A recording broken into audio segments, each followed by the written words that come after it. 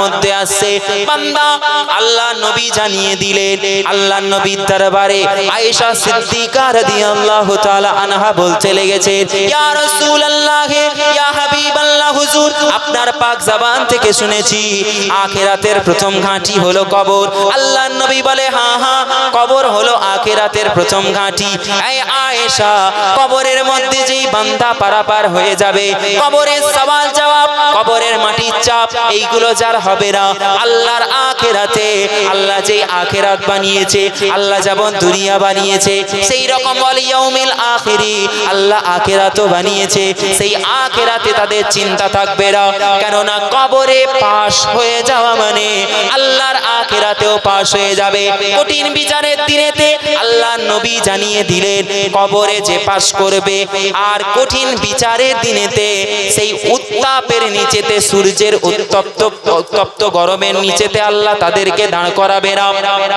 আল্লাহ তো ওয়াদা করেছেন বান্দা তুমি যদি আমার হয়ে যাও আমি আল্লাহ তোমার হয়ে যাব ও নবীর উম্মত উম্মতিরা যারা নবীর হয়ে গেছে যারা আল্লাহর হয়ে গেছে তাদের থেকে শিক্ষা নাও তাদের দরবারে চলে যাও তুমি শুধু মুজাদ্দিদে জামানের দরবারে যাও আর তুমি 5টা মিনিট হাত তুলে একটু আমিন আমিন বলে দাও তুমি মনে করো হয়তো আমি প্রচুর দোয়া পেয়ে যাব না না আল্লাহর ওলিদের রুহানি ফায়েজ নেওয়ার জন্য মুজাদ্দিদে জামানের রুহানি ফায়েজ নেওয়ার জন্য আল্লাহ ওয়ালাদের দরবারে চলে যাও আল্লাহ ওয়ালাদের দরবারে গিয়ে তুমি মুজাদ্দিদে জামানের কবরের সামনে বসে বসে আধ ঘন্টা 1 ঘন্টা বসে বসে বসে বসে আল্লাহর কাছে তওবা করো কুরআনুল কারীম তিলাওয়াত করো আল্লাহ আখিরাতের জন্য নিজের জন্য একটু দোয়া চাও আর যারা চলে গেছে তাদের জন্য দোয়া চাও যাতে তোমার আখিরাত আল্লাহ ভালো করে দেয় সেই জন্য রবের দরবারে কান্নাকাটি করো রুহানি ফায়েজ এমনি পাওয়া যায় না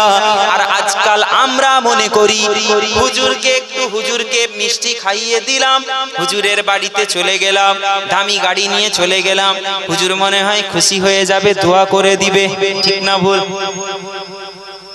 খালি গেলাম দাদা হুজুরের মাজারে গিয়ে আল্লাহ আল্লাহ আমার অমুক কাজটা করিয়ে দেন আল্লাহ আপনার ওলি বান্দার ওসিলায় মুজাদ্দিদে জামানের ওসিলায় ব্যাস আমাদের লোভ ঢুকে গেছে লোভ যেখানে আখিরাতের কথা চিন্তা করতে বলা হয়েছে যেখানে দাঁড়িয়ে রাসূলুল্লাহ বলছেন কবরের কথা চিন্তা করবে সেখানে দাঁড়িয়েও আমরা টাকার কথাই চিন্তা করি কথা বলেন না ঠিক কিনা অথচ ওইখানে দাঁড়িয়ে বান্দা তুমি আস্তাগফার পড়ো তুমি তওবা পড়ো বারবার তওবা করো আর নিজের চোখের পানি বেরোচ্ছে না চোখ থেকে পানি পড়ছে না কিন্তু কান্নার ভান করো অন্তরটা তো কাঁদছে অন্তর কাঁদালে বান্দার চোখ হয়তো বহিরাগত বান্দা আজকাল আমরা দেখি বাইরের দিক বাহ্যিক মেয়েটা মনে হয় খুব সুন্দর দেখতে কিন্তু আমরা ভিতরটা দেখি না ভিতর আমাদের দেখার মতো চোখ নাই কারণ আমাদের কলবগুলো তো খারাপ হয়ে গেছে আমরা দুনিয়াতে দেখবেন সমাজে ঘুষ বেড়ে গেছে বাড়েনি সুদ বেড়ে গেছে বাড়েনি ইমাম সাহেব বসে আছে আমি যখন স্টেজে উঠলাম আমাকে বলছে বেয়াদবি মাফ করবেন কেন আপনি আমার থেকে বয়সে বড় বলছেন না আমি ইমাম সাহেব সামান্য আরে বাবা ইমাম সাহেবের কত মর্যাদা ইমাম সাহেবের সম্মান নেই মানে আমার থেকে বেশি ইজ্জত ইমাম সাহেবের আপনাদের মহল্লা কি বলেন মিয়া এই কথা ঠিক না ভুল কিন্তু আমরা দিই না কারণ আমরা শুধু মনে করি ফুরফুরা দরবার শরীফ থেকে আজকে হুজুর কেবলা এসেছে আজকে হুজুর পীরজাদা হুজুর আসছে মেদিনীপুর থেকে একজন হুজুর আসছে মনে হয় তারাই দুটো একটা কোরআনের আয়াত বলবে দুটো একটা হাদিস শুনিয়ে দিবে একটু ওয়াজ করে দিবে নবী রাসূলদের কথা বলবে আল্লাহর ওলিদের কথা বলবে ব্যাস এটা শুধু তাদেরই দায়িত্ব আমাদেরকে কোরআন না পড়লেও হবে দাদা হুজুরের ওসিয়তনামা না পড়লেও হবে দাদা হুজুরের জীবনী না পড়লেও হবে আল্লামা হুজুরের জীবনী না পড়লেও হবে দায়িত্ব তো আমাদের কথা বলেন না ঠিক কিনা দাদা হুজুরকে মানি তিনাকে শুধু তিনার দরবারে যাওয়া এটা মানা নয় আপনাকে জীবনে একবারও ফুরফুরা যেতে হবে এর কোনো মানে নেই তো আপনি হয়তো জীবনে একবারও গেলেন না এর জন্য কি গুনাহ লেখা হবে না দাদা হুজুরকে মোহাব্বত করি মানি কিভাবে মানবো তিনার ওসিয়তনামাটা পড়বো বারবার তিনার মতাদর্শ তিনার নীতি আদর্শকে মজবুত করে যদি ধরতে পারি তবে এটার নামই হলো ভালোবাসা মোহাব্বত মুখে দাদা হুজুর অন্তরে দাদা হুজুর নাই আমাদের আল্লাহ আমাদের সঠিক বুঝ দান করুক, বলেন আমিন। আমরা যাচ্ছি উমরা করতে, আমরা অমুক করতে, আমরা তমুক করতে, আমাদের অহংকার হয়ে গেছে। বারবার আমি অহংকারের কথা এই জন্য বলছি যে আজকাল মানুষ এত গুমরাহ হয়ে যাচ্ছে, গুমরাহ করে দেওয়া হচ্ছে তাদেরকে, টাকার লোভ অন্তরে ঢুকিয়ে দেওয়া হচ্ছে। বান্দা টাকার জন্য নিজের ঈমানকে বিক্রি করে দিচ্ছে, ঈমানের সওদা করে টাকার জন্য। যেই মুজাদ্দিদে জামান দাদা হুজুর কিবলা রাহমাতুল্লাহ আলাইহি আমাদেরকে শিক্ষা দিয়ে গেলেন, বাবা খবরদার ঈমানের সওদা করবে না টাকার বিনিময়ে, ঈমানের সওদা করবে না। আর আমরা ঈমানের সওদা করছি। যেই দাদা হুজুর আল্লাহওয়ালারা হলেন জীবিত, আল্লাহওয়ালারা হলেন জিন্দা, এটা আমাদের আকীদা, আমাদের বিশ্বাস। জোরে বলবেন না সুবহানাল্লাহ। অনেক লোকে বলে ফুরফুরা কেন যাও, বলেনি? আমি এই স্টেজে বসে আমি বলবো না দেওবন্দি কাফের, দেওবন্দি খারাপ, বেরেলি কাফের, বেরেলি খারাপ, তওবা আস্তাগফিরুল্লাহ। আমি কি বলার? আমি কেন বলবো যে অমুক ইমাম সাহেবটা তবলিগ, জামাতি, দেওবন্দি, ফুরফুরা, বেরেলি, আজানগাছি, আহলে হাদিস? আমি কেন বলবো, জাজ করব? নামাজ পড়াচ্ছে সে, তার আকীদার গন্ডগোল থাকলে, তার ভুল থাকলে আল্লাহর কাছে সে জবাব দিবে। আমি কেন বলবো যে ওই লোকটা খারাপ, ইমাম সাহেব খারাপ, ওর পিছনে নামাজ হবে না? এটা আমি বলার কে? কথা বলেন ঠিক কিনা? সেই দাদা হুজুরের দরবারে আমরা যাই। কিছু মানুষ বলে কেন যাও? এই জন্য যাই কারণ আল্লাহ পাক রব্বুল আলামিন, আমি নিজের চোখে দেখেছি। আমি কদিন আগে আজমির শরীফ গিয়েছিলাম জিয়ারতে।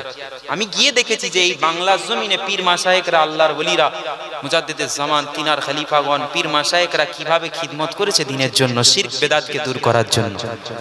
যদি যান কোনোদিনও একটু গিয়ে দেখে নেবেন, তবে আপনি বুঝতে পারবেন। দেখেন দূর থেকে দেখে কিছু বোঝা যায় না, আপনাকে যে জায়গাটায় অবজার্ভ করতে হবে, মেহসুস করতে হবে, বুঝতে হবে। আপনি না হলে বুঝতে পারবেন না দাদা হুজুর কে ছিলেন, পাঁচ হুজুর কে ছিলেন, আল্লাহর ওলিরা কে ছিলেন, মুস্তাফা মাদানী রাহমাতুল্লাহ আলাইহি কে ছিলেন, বুঝতে পারবেন। তো আমরা যাই, কিছু মানুষ বলে কেন যাস? এই জন্য শায়ের বলছেন, সব বলতে হ্যাঁ ক্যা হ্যায়, সব পুছতে হ্যাঁ ক্যা হ্যায় ফুরফুরা শরীফ মে, সব বলতে হ্যাঁ ক্যা হ্যায় ফুরফুরা শরীফ মে, आका का मोजेज़ा है फुरफुरा शरीफ में। নবী পাকের মোজেজা হলেন আমার আপনার দাদা হুজুর কিবলা রাহমাতুল্লাহ আলাইহি। জোরে বলবেন না সুবহানাল্লাহ। হ্যাঁ দাদা হুজুর, অস্বীকার আমরা করব না। যারা অস্বীকার করে সেটা তাদের ব্যক্তিগত ব্যাপার, আল্লাহকে তারা জবাব দিবে। আল্লাহর রাসূল এসেছিলেন ফুরফুরা দরবার শরীফের জমিনে, এসেছিলেন তিনার সাহাবীদেরকে নিয়ে। এটা আমরা বিশ্বাস করি, এটা আমাদের ঈমান, আমাদের ইয়াকিন, আমাদের বিশ্বাস। জোরে বলুন সুবহানাল্লাহ। सब बोलते हैं क्या है, सब पूछते हैं क्या है फुरफुरा शरीफ में, आका का मोजेज़ा है फुरफुरा शरीफ में। जिस वक्त मैंने देखा है रौजा हुजूर का, जिस वक्त मैंने देखा है रौजा हुजूर का, मैं देखते ही हो गया आशिक हुजूर का। जिस वक्त मैंने देखा है माज़ार हुजूर का, मैं देखते ही हो गया आशिक हुजूर का। मेरे हुजूर का मज़ार है, मेरे हुजूर का मज़ार है फुरफुरा शरीफ में, आका का मोजेज़ा है फुरफुरा शरीफ में। जरे बोलें ना सुभान अल्लाह, ईमानी आवाज बोलें ना सुभान अल्लाह। झूठा जो इसमें देखे तो झूठा दिखाई दे, सच्चा जो इसमें देखे तो सच्चा दिखाई दे। झूठा जो इसमें देखे तो झूठा उसे लगे, सच्चा जो इसमें देखे तो सच्चा उसे लगे। एक ऐसा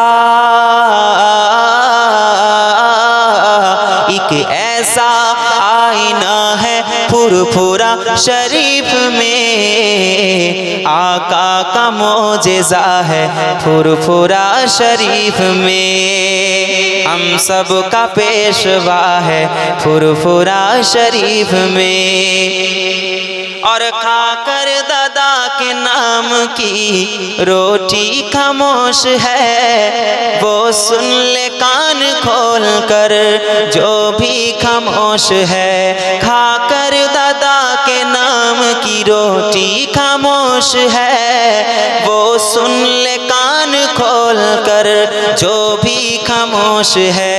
चिड़िया भी बोलता है फुरफुरा शरीफ में, आका का मोजेज़ा है फुरफुरा शरीफ में। हम सब का पेशवा है फुरफुरा शरीफ में। सब बोलते हैं क्या है, सब पूछते हैं क्या है, फुरफुरा शरीफ में आका का मोजेज़ा है फुरफुरा शरीफ में। आका का मोजेज़ा है फुरफुरा शरीफ में। अल्लाहुम्मा सल्ले अला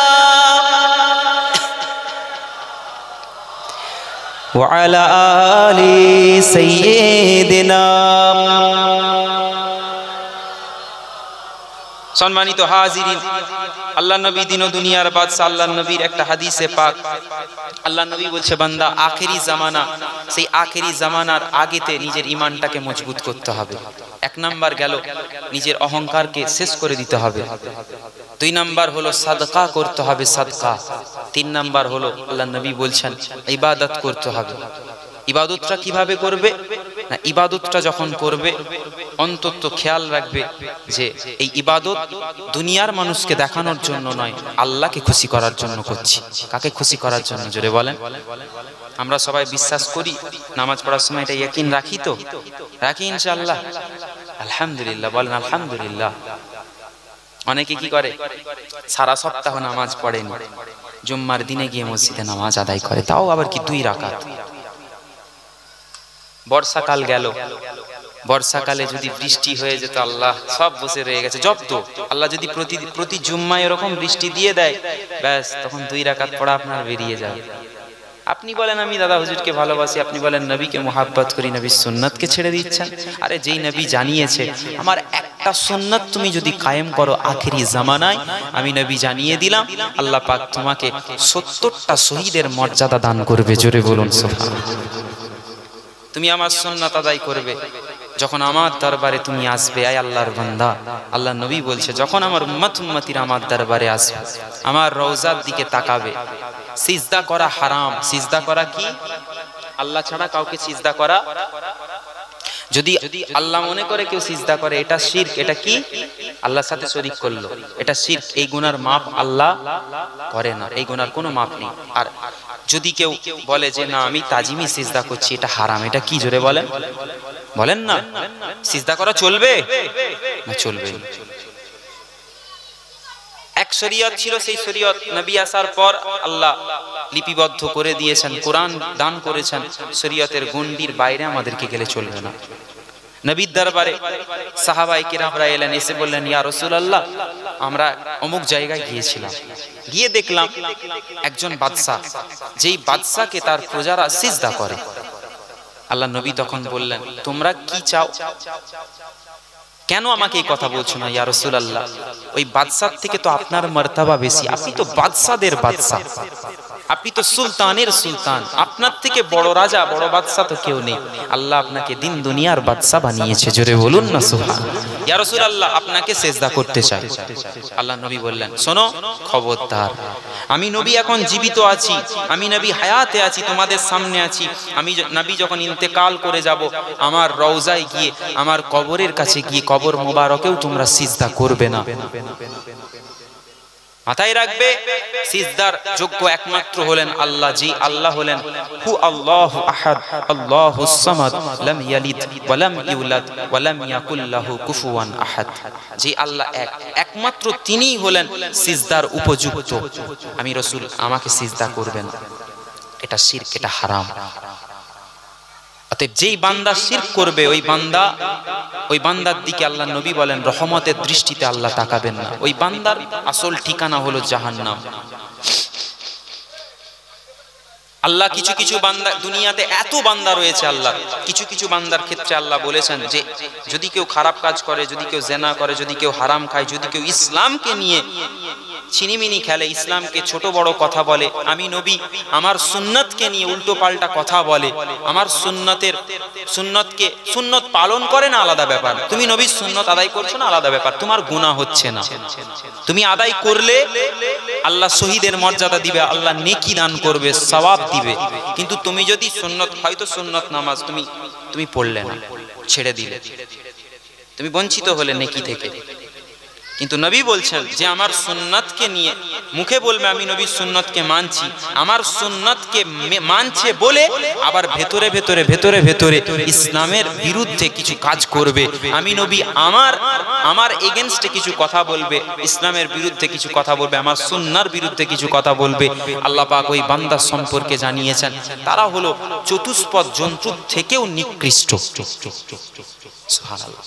আল্লাহ বলছেন আমি এরকম বান্দা দিয়েছি, আমার কিছু বান্দা আছে, এই হাবিব এই কাজ যেই বান্দারা করবে তারা চতুষ্পদ জন্তুর থেকেও খারাপ। আল্লাহ নবী মুসা আলাইহিস সালাম, তিনার জামানায় একজন মস্ত বড় আলেম ছিল যার নাম হলো বালআমে বাউরা। সেই বালআমে বাউরা সে এত বড় আল্লাহওয়ালা ছিল, সে ছিল মুস্তাজাবুদ দাওয়া, দোয়া করতো আল্লাহর দরবারে কবুল হয়ে যেত। সেই বালআমে বাউরা মুসা নবীর বিরুদ্ধে যখন আল্লাহর দরবারে হাত তুললো, কেন তুললো না, বনু ইসরাইলের লোক এসে বলল তার বিবিকে যে আপনার স্বামী বালআমে বাউরাকে বলেন তিনি যেন মুসার বিরুদ্ধে দোয়া চায়, কারণ তার দোয়া কবুল হয়ে যায়, মুসা যেমন ধ্বংস হয়ে যায়, বরবাদ হয়ে যায়। কারণ মুসা যেই দ্বীনের প্রচার করছে, যেই প্রভুর প্রচার করছে, সে বলছে নাকি আল্লাহই দুনিয়া বানিয়েছে, আল্লাহর ইবাদত করতে হবে, এই গাছপালার ইবাদত, সূর্যের ইবাদত, নদীর ইবাদত, পাথরের ইবাদত এগুলো করা যাবে না, এক আল্লাহর ইবাদত করতে হবে। অতএব আমরা তো সেই আল্লাহকে দেখিনি, না দেখে কিভাবে তার ইবাদত করব। আজও দুনিয়াতে কিছু মানুষ আছে যারা বলে তোমরা দেখোনি ইবাদত করছো কেন, না আমরা দেখিনি কিন্তু আমাদের নবী দেখে এসেছেন। সুবহানাল্লাহ বলেন না। আরে আদম নবী বলেননি হু আল্লাহু আহাদ, মুসা নবী বলেননি হু আল্লাহু আহাদ, ঈসা নবী বলেননি হু আল্লাহু আহাদ, কোন নবী বললেন না যে আল্লাহ এক, কারণ দেখেনি তো বলবে কিভাবে আল্লাহ এক। কিন্তু আমার আপনার নবী মেরাজ থেকে এলেন, এসে আবু বকর সিদ্দিককে বললেন বাবা আবু বকর আমি সাতবক আসমান পাড়ি দিয়ে আল্লাহর জান্নাত দেখেছি, জাহান্নাম দেখেছি, আমি সিদরাতুল মুনতাহায় গিয়েছি, আমি সেই বিশাল গাছ দেখেছি, লক্ষ্য করেছি, আমি রাসূলুল্লাহ আমার জন্য আমার আল্লাহ ৭০,০০০ নূরের পর্দাকে সরিয়ে দিয়েছি, আমি ৭০,০০০ নূরের পর্দা সরে গেছে, আল্লাহ সরিয়ে দিয়েছেন, আমি আল্লাহর সঙ্গে বসে কথোপকথন করেছি, সেই আল্লাহ হলো এক, হু আল্লাহু আহাদ, জোরে বলুন না সুবহানাল্লাহ। অতএব নবী জানিয়েছেন, আমরা আমাদের বিশ্বাস আমার নবী যেটা বলেন সেটাই আল্লাহর কথা, আমার নবী যেটা করেন আল্লাহ বলছেন তোমরা নবীর ভুল ধরো না, কারণ নবী যেটা বলেন, নবী যেটা করেন সেটা আমি আল্লাহ, আমি নবীকে হুকুম করি, আমি করিয়ে থাকি, জোরে বলুন সুবহানাল্লাহ। দোয়া চাইলো আল্লাহ মুসাকে বরবাদ করে দাও, যখন নবীর বিরুদ্ধে দোয়া চাইলো, আল্লাহর দ্বীনের বিরুদ্ধে চলে গেল, দোয়া চাইতে শুরু করলো, কিন্তু তার আগে দোয়া চাওয়ার আগেতে সে কিন্তু ছিল একজন প্রকৃত ইমানদার, ইমান মজবুত ছিল।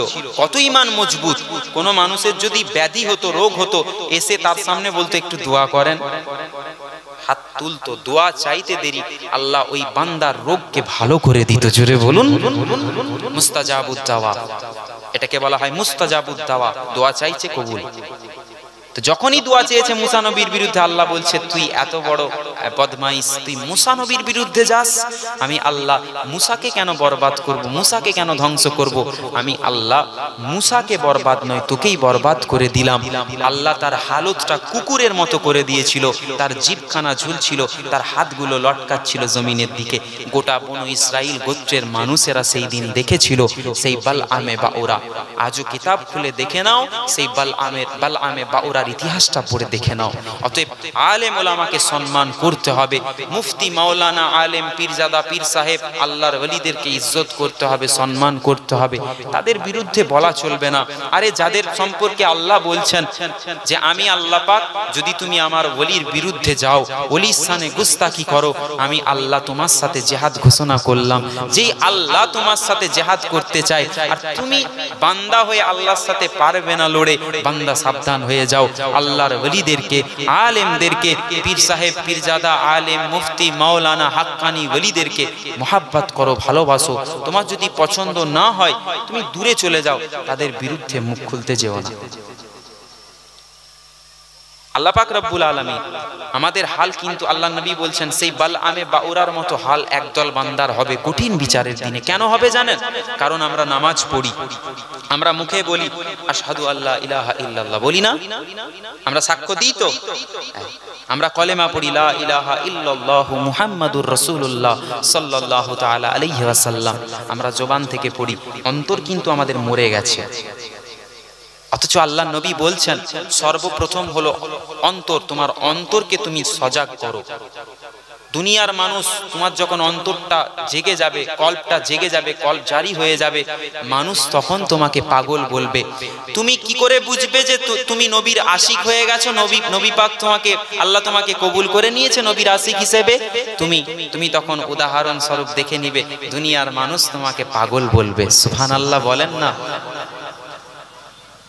যিনি কাবার কাবা তিনার প্রেমে মগ্ন যখন তুমি হবে, ফতে আলী ওয়াইসি রহমাতুল্লাহ আলাইহি রাসূলে নোমা। কেন রাসূলে নোমা বলা হয়? তিনি যখনই চোখ বন্ধ করতেন আর আল্লাহর দরবারে নিয়ত করতেন আল্লাহ আপনার হাবিবকে একবার দেখতে চাই, বলার সাথে সাথে আমার আল্লাহ রাসূলুল্লাহর সাথে হুজুরের দিদার করিয়ে দিত। জোরে বলুন।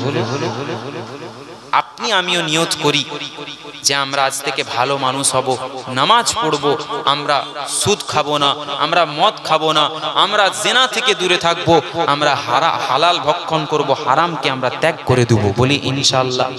জোরে বলি ইনশাআল্লাহ। হাত তুলে দেখায় নারে তাকবীর, নারে তাকবীর, নারে তাকবীর। ওয়াদা খেলাপ করা যাবে না, নামাজ আপনাকে পড়তে হবে। যদি আমি হুজুর আমাকে এসে আপনি বলেন 1000 টাকা দিয়ে দিচ্ছি হুজুর, আপনার লেজ ধরে আমি পারাপার হয়ে যাব, এরকম করে যদি পারাপার হওয়া যেত তাহলে বান্দা কোনো আল্লাহর ওলি বলতো না যে বাবা তোমরা নামাজ পড়ো। দাদা হুজুর তিনার মুরিদ মুতাকিদিনদেরকে বলতেন না বাবা নামাজ পড়ো, নামাজ ছেড়ে দাও, আমি দাদা হুজুর আমি আছি তো। না, নামাজের হিসেব আল্লাহর দরবারে পাই টু পাই দিতে হবে। আল্লাহ বুঝে নিবে, নামাজের হিসেব আল্লাহ বান্দার কাছে সর্বপ্রথম নিবে। আল্লাহ আমাদেরকে বুঝার তৌফিক দিক। বলুন না আল্লাহুম্মা আমিন। মুসলমানের ছেলেরা ও নবীর উম্মত উম্মতিরা, আল্লাহ পাক রব্বুল আলামিন ইবাদত করার জন্য হুকুম করেছেন। আল্লাহ পাক রব্বুল আলামিন শিক্ষার কথা বলেছেন। শিক্ষা যেমন কুরআনুল কারীম আল্লাহ দিয়েছেন, যেই কোরআনকে আল্লাহ পাক আল হুয়া কুরআনুম মাজিদ ফি লাউহিম মাহফুজ, আল্লাহ পাক সুরক্ষিত করে রেখেছেন। আমরা 30 পারা কোরআন সূরা ফাতিহা থেকে নিয়ে সূরা নাস পর্যন্ত আমরা তেলাওয়াত করি, আমরা পড়ি। আলেম ওলামারা তেলাওয়াত করেন, কোরআনে হাফেজরা কত সুন্দর করে পড়ে। এই আল্লাহর বান্দারা, এই আল্লাহর বান্দারা শুনেন, শুধু আলেম ওলামারা পড়লেই হবে না, আপনাদের উপরেও আল্লাহ পাক শিক্ষা গ্রহণ করাকে ফরজ করেছে। ফরজে আইন, পর্দা করা ফরজ। কাদের জন্য? কাদের জন্য? জোরে বলেন, সবাই বলেন। মা বোনেদের জন্য। এই যে একটা ভুল কথা আপনাদের চিন্তা ভাবনা, এটা ভুল। আল্লাহ হুকুম করেছেন মহিলাদের জন্য পর্দা যেমন ফরজ, পুরুষদের জন্য নিজের চোখের হেফাজত, চোখের পর্দা করাটা ফরজ। তাহলে আমাদের জন্য পর্দা ফরজ, মহিলাদের জন্য ফরজ। একটা মেয়ে রাস্তা দিয়ে হেঁটে হেঁটে যাচ্ছে, এখন ধরেন পর্দা করা ফরজ, কেউ মানছে না, তার ব্যক্তিগত ব্যাপার, আল্লাহকে সে হিসেব দিবে, আল্লাহ তার বিচার করবে। সে অর্ধ উলঙ্গ জামা পরে, ধরেন হাতা নেই, গায়ে ঠিক মতো মাথায় ওড়না নেই, মাথার চুল খুলে সবাইকে দেখাতে দেখাতে যাচ্ছে, আপনি কেন বান্দা তাকাবেন? আপনি নিজের চোখকে হেফাজত করতে পারেন না? আল্লাহ এই পর্দার কথাই বলেছেন পুরুষদের ক্ষেত্রে। আল্লাহ নবী বললেন নিজের চোখের হেফাজত করতে জানো। আবার আল্লাহ নবী বলছেন তোমার জবানের পর্দা করো, জবানের হেফাজত করো। মা বাপের সাথে শালীনতার সাথে কথা বলো, গैर মুহাররম তার সাথে বেশি গল্প করতে যেও না, কথা বলো না, এটা হারাম। এটা হারাম। তুমি অযথা অনার্থক তুমি কথা বলে যাচ্ছ, গল্প করে যাচ্ছ রাতের পর রাত জেগে, এটা হারাম, এটা চলবে না, এটা জিনা। আবার আল্লাহ নবী বলছেন হাতের কথা, হাতের জিনা, হাতের জিনা করি না, হয়ে যায় অনিচ্ছাকৃত ভাবে হলে আল্লাহ মাফ করবেন। যদি ইচ্ছাকৃত ভাবে কেউ হাতের জিনা করেন, হাতের জিনা যেমন উদাহরণ স্বরূপ ধরেন আমার কাছে একটা ফোন আছে, আমি ফোন খুলে আমি ক্রোমে গেলাম, কি আমি গুগল খুললাম, খুলে আমি খারাপ ভিডিও, খারাপ ফটো, খারাপ আপনার গান বাজনা আমি এই হাত দিয়ে চালাচ্ছি, এই চোখ দিয়ে দেখছি, চোখেরও জিনা, আমার হাতেরও জিনা, আল্লাহ গুনাহ লিখছে আমার জন্য। বুঝছেন আপনারা বুঝতে পারছেন তো? বান্দা অন্তরকে ঠিক করো। তুমি দেখাচ্ছ আমার হাতটা সাবান দিয়ে ধুয়ে নিয়েছি পরিষ্কার, তোমার কল্প কালো, এখানে সাবান কে মাখাবে? তোমাকে নিজেকে মাখতে হবে। আল্লাহর নবী সাল্লাল্লাহু আলাইহি ওয়াসাল্লাম এই সাবানের কথা বলেছেন, এই জালির কথা বলেছেন, যেটা হলো আল্লাহর জিকির, যেটা হলো আল্লাহ ওয়ালাদের দরবার। আরে আল্লাহ ওয়ালাদের দরবার কিরকম দরবার? হাক্কানি ওলি যারা হয়, হাক্কানি আলেম যারা হয়, চলে যাও মুজাদ্দিদে জামানের দরবারে, চলে যাও বাংলার গলিতে গলিতে পীর মাশায়েখরা শুয়ে আছেন, আল্লাহর ওলিরা শুয়ে আছেন, তাদের দরবারে চলে যাও। তারা আজকে জীবিত নেই, হায়াতে নেই, ইন্তেকাল করে পর্দা নিয়ে নিয়েছে, বারজাকি জগতে চলে গেছে, তাদের আওলাদদের কাছে বসে যাও। উপযুক্ত আওলাদ যারা হবে তারা আপনাদেরকে দ্বীনের তালিম দিবে, নামাজের তাগিদ দিবে, নামাজের কথা বলবে, শিক্ষা দেবে, কোরআনের শিক্ষা দিবে, হাদিস শোনাবে দুটো, আর আপনাকে নিয়ে দেখবেন জিকির করাবে। জিকিরের ফায়দা কি? আল্লাহর রাসূল বললেন, আল্লাহর জিকির করলে যত জিকির করব, আমাদের পীর মাশায়েখরা আমাদের মুরব্বীদেরকে নিয়ে বসে বসে করতেন, আমাদের পীর মাশায়েখরা করতেন। কেন করতেন? এই জিকিরের ধাক্কায় কলবের ময়লাগুলো পরিষ্কার হয়ে যায়। বান্দা তুমি বাইরের ময়লা, বাইরের ফর্সা, বাইরের কালো চামড়া দেখে লাভ নেই, বাইরের ফর্সা চামড়া দেখে কোনো লাভ নেই। বান্দা অন্তরটা আল্লাহ দেখে, এই অন্তর তোমার কল্প পরিষ্কার। আল্লাহ নবী সাল্লাল্লাহু আলাইহি ওয়াসাল্লাম বলছেন, যার অন্তর, যার কল্প, যার দিল পরিষ্কার, আল্লাহ পাক রব্বুল আলামিন তার গোটা শরীরটাই পরিষ্কার করে দিবেন। জোরে বলুন সুবহানাল্লাহ। মুসলমানের ছেলেরা, নবীর উম্মতিরা, যাদের অন্তর পরিষ্কার ছিল, যাদের কল্প পরিষ্কার ছিল, আল্লাহ নবী সাল্লাল্লাহু আলাইহি ওয়াসাল্লামের একজন সাহাবীর কথা আপনাদের কাছে বলে দিয়ে যায়। কোন সাহাবী? আল্লাহ নবী দিন ও দুনিয়ার বাদশা, মসজিদে নববী শরীফের মধ্যে বসে বসে ওয়াজ করছেন। সমস্ত সাহাবীরা নবী পাকের ওয়াজকে শ্রবণ করছে। এমত অবস্থাতে একজন সাহাবী, যার গায়ের রংটা কালো, যার গায়ের রংটা ময়লা, যে দেখতে একটু খারাপ, একটু কালো, যার অর্থ সম্পদ নাই, যার বাড়ি নাই, যে হলো গরিব। কেমন গরিব? না, মসজিদে নববী শরীফের সিঁড়ি রয়েছে, সেই সিঁড়িতে পাথর ইট মাথায় দিয়ে ঘুমিয়ে থাকে, এতটাই গরিব। সেই সাহাবী নবী পাকের সামনে উপস্থাপন, নবীর সামনে বসে আছে, নবী পাক তার দিকে একবার তাকাচ্ছেন, আবার ওয়াজ করছেন, বাকি সাহাবাদের দিকেও তাকাচ্ছেন, লক্ষ্য করছেন। আল্লাহর নবী দিন ও দুনিয়ার বাদশা ওয়াজ শেষ করে ওই সাহাবী, গরিব সাহাবীর দিকে তাকালেন, তাকিয়ে বলতে লাগলেন, এই বাবা সাহাবী, তোমার কি কষ্ট বলো?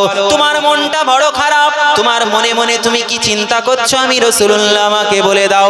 তুমি যদি নাও বলো, আমার আল্লাহ পাক তোমার মনের খবরটা আমার আল্লাহ নবী আমাকে বলেছে, আমাকে জানিয়ে দিয়েছে।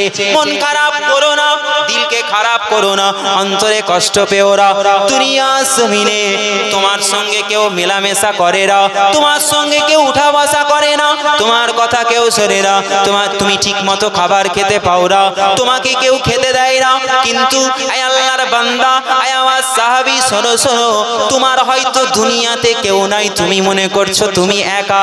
না, আমি রাসূলুল্লাহ জানিয়ে দিলাম, যখন আমি দ্বীনের দাওয়াত দিতাম, আমি যখন কলেমার প্রচার করতাম, আমি যখন তায়েফে গিয়ে প্রচার করতাম, আমি রাসূলুল্লাহ, আমার সঙ্গে কেউ ছিল না, আমি একা গিয়ে আল্লাহর কথা তাদেরকে শোনাতাম, কলেমার কথা বলতাম, আল্লাহর দ্বীনের কথা বলতাম, কোরআনের কথা বলতাম। আমাকে কাফেররা আঘাত আঘাত করতো আঘাত। আমি রাসূলুল্লাহ 1 তারিখে যখন আমি তায়েফে দাওয়াত দিচ্ছিলাম, একজন কাফেরদের নেতা একটা বড় পাথর আমি রাসূলে পাক আমার কদম মোবারকে মারলো।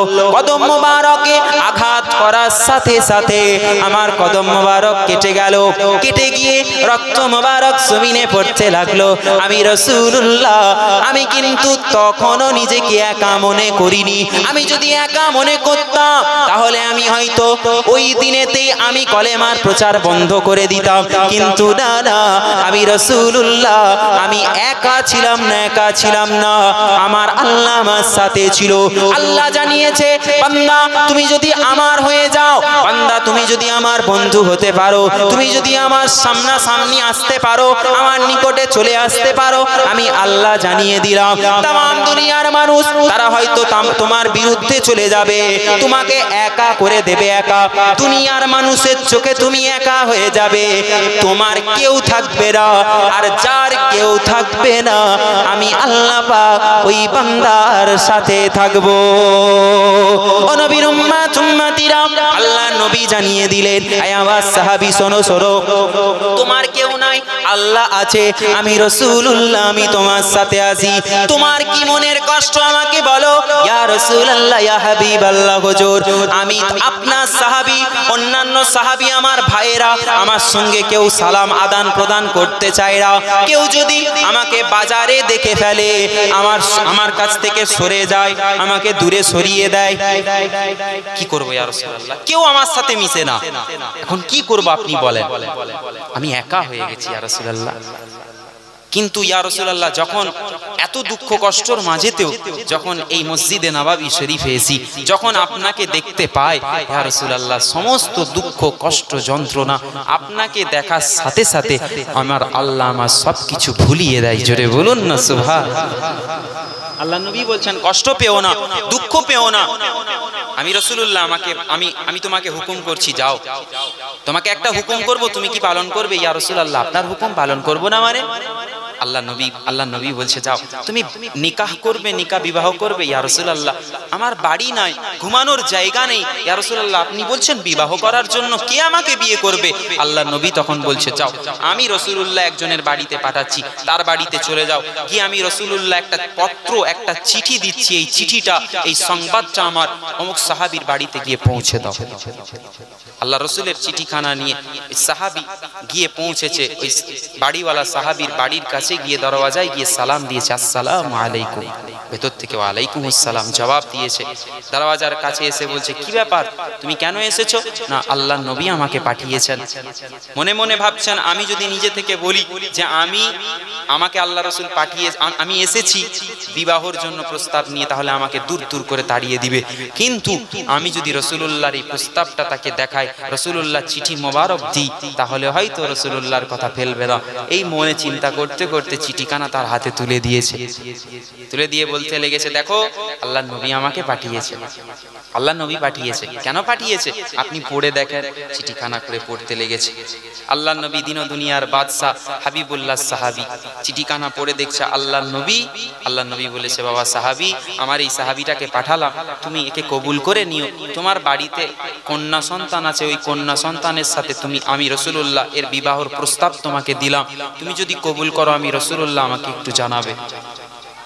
মনে মনে ভাবছে, আল্লাহ আমার কন্যা, এই ছেলেটার গায়ের রং, এই যুবকটার গায়ের রং কালো, কুৎসিত, জামা ময়লা, জামাই টালি দেওয়া, ফাটা ছেঁড়া ফাটা জামা।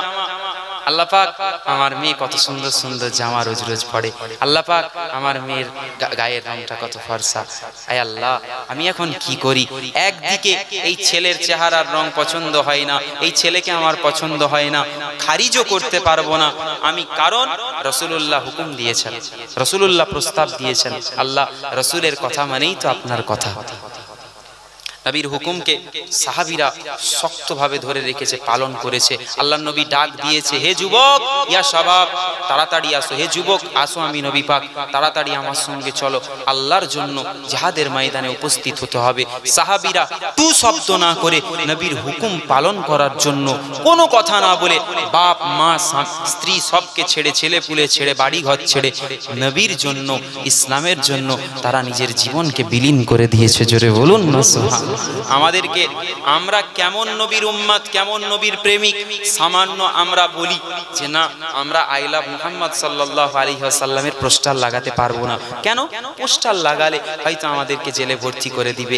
তোমরা জেলকে ভয় কাও বান্দা, আল্লাহ তো বলেছে মুমিনের জন্য দুনিয়াটা হলো একটা জেলখানা, আর মুমিনের জন্য আখিরাতটা হলো একটা মুক্ত জায়গা, উন্মুক্ত জায়গা, যেখানে বান্দার স্বাধীনতা থাকবে। দুনিয়াতে মুমিনের স্বাধীনতা থাকবে না, মুমিনের জেলখানা হলো দুনিয়া। আর মুনাফিক, কাফের, বেঈমান, গুনাহগারের জন্য দুনিয়াটা বড়ই আনন্দের জায়গা, বড়ই খোলাসার জায়গা। সে খোলাসার সাথে দুনিয়াতে জীবন যাপন করবে। কিন্তু মুমিন বান্দা যে আল্লাহকে ভয় করে, যে রসুলকে মহাব্বত করে, সে রসুলের বিরুদ্ধে যদি কেউ কথা বলে, সে কিন্তু তার বিরুদ্ধে কথা বলতে কুণ্ঠাবোধ করে না, দ্বিধাবোধ করে না। কারণ কাউকে সে ভয় পায় না, এক আল্লাহকে। লা খৌফ, আল্লাহর খৌফ অন্তরে রেখেছে। আমরা সবাই আল্লাহকে ভয় করি? কে কে করেন? হাত তুলেন। সবাই করেন? এই যারা তুলেননি তারা করেননি নাকি ভয়? হাতটা তুলেন, কে কে ভয় করেন? আচ্ছা, নাবান কে কে 5 ওয়াক্তের নামাজ আদায় করেন? হাত তুলেন। ভয় করি আমরা আল্লাহকে। আমরা আল্লাহকে ভয় করি। আমরা কেমন ভয় করি? শুধু আমরা নামাজটা কোনো মতে শেষ হলো, মাগরিবের 3 রাকাত আদায় করলাম, ব্যাস আদায় করে তসবিহ আমরা তসবিহ তেলাওয়াত করি না। আমরা একটু আয়াতুল কুরসি, আমাদের বুজুর্গানে দিন শিক্ষা দিয়েছেন, আয়াতুল কুরসি যার মর্যাদা আল্লাহ দিয়েছে, কুরআনুল কারীমের একটা শক্তিশালী মর্যাদা সম্পন্ন একটা দোয়া আয়াতুল কুরসি। এই আয়াতুল কুরসি প্রত্যেক নামাজের পরে তেলাওয়াত আমরা করি না। সামান্য তসবিহ পাঠ করব, এটাই করি না। আমরা কি করি? ওই তাড়াতাড়ি হাতটা তুলে আমরা বলতে রব্বানা যালামনা আনফুসানা ওয়া ইল্লাম তাগফির লানা ওয়া তারহামনা লানাকুনান্না মিনাল খাসিরিন রব্বানা আতিনা ফিদ দুনিয়া হাসানা ওয়া ফিল আখিরাতি হাসানা ওয়া কিনা আযাবান নার। জাহান্নামের আগুন থেকে আপনি পানা চাইছেন আল্লাহর কাছে, এদিকে বলছেন আমি আল্লাহকে ভয় করি, আবার আপনি তাড়াতাড়ি করে সিজদা দিয়ে, টপ করে সিজদা দিয়ে আপনি বলছেন আমার নামাজ হয়ে গেছে। শোনেন, আল্লাহর নবী বলছেন নামাজ, কোন নামাজ কবুল হয়? যেই নামাজ অন্তর থেকে পড়ে। কোন নামাজ কবুল হয়? যেই নামাজে আল্লাহর প্রতি ভালোবাসা থাকে, প্রেম থাকে। তাড়াতাড়ি করে সিজদা দিয়ে চলে গেলাম, আল্লাহর নবী দেখছেন মসজিদে নববীতে বসে আছেন, এক সাহাবী এসে তাড়াতাড়ি করে নামাজ আদায় করছে, তাড়াতাড়ি করে সিজদা দিচ্ছে। আল্লাহর নবী বললেন আবার ঘুরিয়ে নামাজ পড়ো। কেন ইয়া রাসূলুল্লাহ? বলছি তুমি পড়ো। ঘুরিয়ে আবার নামাজ পড়লো। আবার আল্লাহ রাসূল বললেন না হয়নি, আবার পড়ো। সাহাবী আস্তে আস্তে নামাজ আদায় করলেন। করার পরে আল্লাহর নবীকে জিজ্ঞাসা করছেন, ইয়া রাসূলুল্লাহ কি ব্যাপার, কেন আপনি নামাজ দৌড়াতে বললেন? না, তোমার নামাজটা আল্লাহর দরবারে কবুল হয়নি, আল্লাহ আমি নবী আমাকে জানিয়েছেন। সুবহানাল্লাহ বলেন। নবীকে আল্লাহ খবর দিতেন, গায়েবের মালিক হলেন আমার আল্লাহ। গায়েবের মালিক কে? জোরে বলেন, গায়েবের মালিক আল্লাহ। আল্লাহ খবর দিয়ে থাকেন আমার নবীকে।